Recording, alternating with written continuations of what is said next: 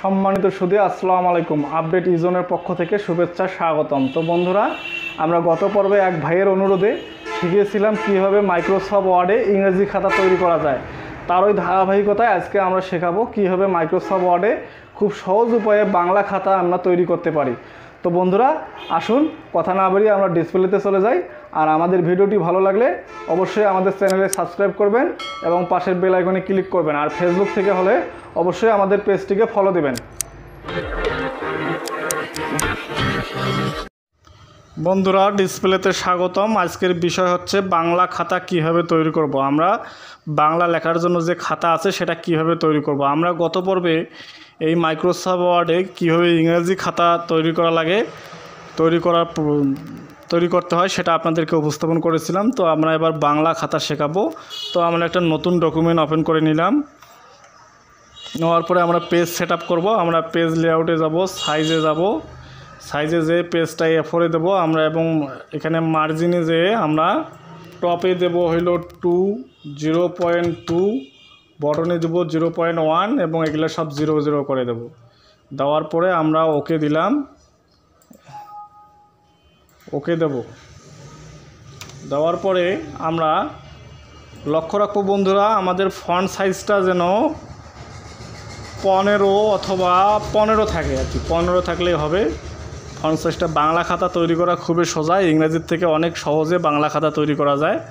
আমরা ফন্ট সাইজটা 15 দিলাম, অথবা 16 দেওয়া যায়। তা আমরা যাই হোক 16 দিলাম। আমাদের ছোটো বাচ্চা লেখালেখি করবে, তো ওই জন্য একটু আমাদের রোগুলো যেন একটু বড় হয়, বড় হাতের লেখা হয়। সেক্ষেত্রে আমরা ফন্ট সাইজটা 16 দিলাম। দেওয়ার পরে আমরা ইনসার্টে যাব, যে আমরা টেবিল অপশনে যাব, যে ইনসার্ট টেবিল করব। ইনসার্ট টেবিলে যে আমরা কলাম দেব একটা, রো দেব আমরা এখানে 55টি রো দেব। দেখেন বন্ধুরা, আমাদের রো বেশি হয়ে গেছে। আমরা এখান থেকে কিছু রো, অথবা আমরা আনডু করলাম, আনডু করে আবার যাই ইনসার্টে যে কলাম টেবিলে যাব, টেবিলে যে আমরা ইনসার্ট টেবিলে ক্লিক করব। ক্লিক করার পরে কলাম দেবো আমরা একটা, রো দেবো আমরা রো দেবো 35টা। বাংলা যেহেতু রোটা আমরা 35টা দেই। দেখি, হ্যাঁ আমাদের 35টা হয়েছে। নিচে একটু জায়গা বাকি আছে, আমরা এটা একটু ফিল আপ করি। শেষের রোতে আমরা মাউসের কার্সার রেখে ট্যাব চাপবো, আমাদের নিচে আরও রো তৈরি হয়ে যাবে। যাই হোক, নিচে একটু ফাঁকা রাখা লাগে, আমরা নিচে ফাঁকা রাখলাম।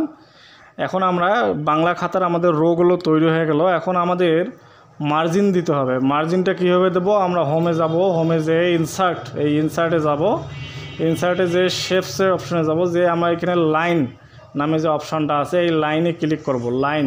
লাইন শেপ নেব। নেওয়ার পরে আমরা একটু ফর্মটাকে ছোটো করে এই লাইনটাকে আমরা ড্র করব। শিপ শেপে ধরে ড্র করব, তাহলে আমাদের লাইনটা সোজা হবে। একদম পেজের বাহির পর্যন্ত নেব। আমাদের লাইন একটা তৈরি হয়ে গেল বন্ধুরা। এখন লাইনটাকে আমরা ডুপ্লিকেট করে নেব, কন্ট্রোল ডি চেপে ডুপ্লিকেট। এখন আমরা এটাকে কিবোর্ডের অ্যারো বাটনের সাহায্যে আমরা লাইনটাকে জায়গা মতো বসাই নেব। আমরা লাইনটাকে জায়গা মতো বসাই নিলাম। আপনারা জানেন যে বাংলা খাতার এই উপরের যে মার্জিনটা শুরু হয়, এই মার্জিনটাও 2টা লাইন থাকে। সেক্ষেত্রে আমরা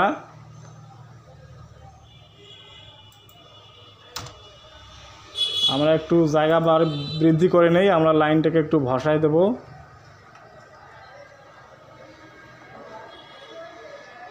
এটাকেও একটু ভাষায় দেই, ডাইন পাশের লাইনটাকেও একটু ভাষায় দেবো।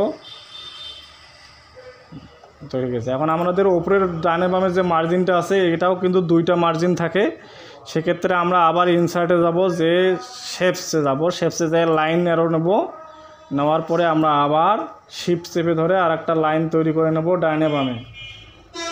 এই লাইন তৈরি করে নিলাম বন্ধুরা। এখন আমরা তারিখ দেব, এখানে তারিখটা আমরা লিখে দেব। ফন্টটা আমরা বাংলা ফন্ট করি, Ctrl+D।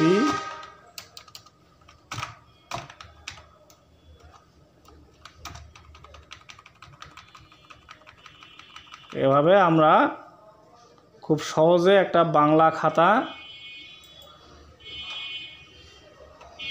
বন্ধুরা দেখেন আমাদের তৈরি হয়ে গেল বাংলা খাতা। এভাবে আমরা খুব সহজে বাংলা খাতা তৈরি করতে পারবো। তো বন্ধুরা আমাদের ভিডিওটি কেমন লাগলো, যদি আমাদের ভিডিওটি ভালো লাগে, আমাদের চ্যানেলটির ভিডিও দেখে যদি আপনি কিছু শিখতে পারেন, তাহলে অবশ্যই আমাদের চ্যানেলটিকে সাবস্ক্রাইব করবেন এবং পাশের বেল আইকনে ক্লিক করবেন। আর ফেসবুকে হলে অবশ্যই আমাদের চ্যানেলটিকে ফলো দেবেন। ধন্যবাদ, আজকে এখানেই শেষ করলাম। ভালো থাকবেন।